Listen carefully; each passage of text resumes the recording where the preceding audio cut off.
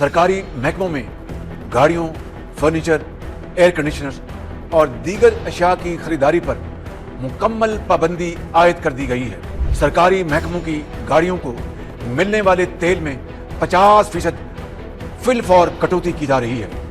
50% staff घर से काम करेगा, यानी वर्क फ्रॉम होम। 2 दिन की तनख्वाह की कटौती करके अवामी रिलीफ के लिए, यानी आपकी रिलीफ के लिए इस्तेमाल की जाएगी। अरकान पार्लियामेंट की तनख्वाहों में से 25% कटौती की जा रही है। दुनिया में युद्ध ईरान और इजराइल के बीच छिड़ा है, लेकिन नाले पे दहला पाकिस्तान पर पड़ गया है। कहते हैं कि जब किस्मत खराब हो तो ऊंट पर बैठे आदमी को भी कुत्ता काट लेता है, और पाकिस्तान के साथ फिलहाल यही हो रहा है। खाड़ी में एक पटाखा क्या फूटा, वजीर आजम शहबाज शरीफ के हाथ पांव फूल गए। कल तक जो शहबाज साहब दुनिया के सामने इन्वेस्टमेंट की बीन बजा रहे थे, आज वही अपनी आवाम से कह रहे हैं, अरे सांस कम लो, क्योंकि ऑक्सीजन तो फ्री है लेकिन तेल के पैसे नहीं हैं। शुक्रवार को पेट्रोल क्या महंगा हुआ, लगा जैसे पूरे मुल्क में किसी ने मातम का ऐलान कर दिया हो। 20% की ऐसी छलांग लगाई कि पेट्रोल की कीमतें अब आवाम के ब्लड प्रेशर से भी ऊपर निकल गई हैं।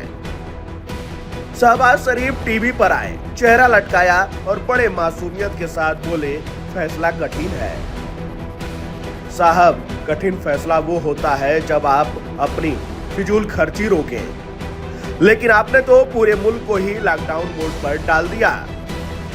जरा इनके फैसलों की लिस्ट सुनिए और सर पीट लीजिए। पहला, हफ्ते में 4 दिन काम, यानी कि 3 दिन घर बैठकर नया पाकिस्तान का सपना देखो। दूसरा, आधे कर्मचारी वर्क फ्रॉम होम। बिजली बचेगी या नहीं पता नहीं, पर दफ्तरों का किराया जरूर बचेगा।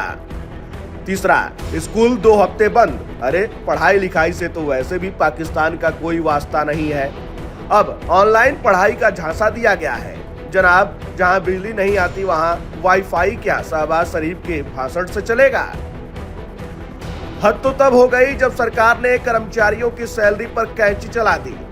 2 महीने तक 25% तनख्वाह काट ली जाएगी, यानी काम भी करो और कटोरा भी लेकर घूमो। सरकारी गाड़ियों का ईंधन भत्ता भी आधा कर दिया गया है।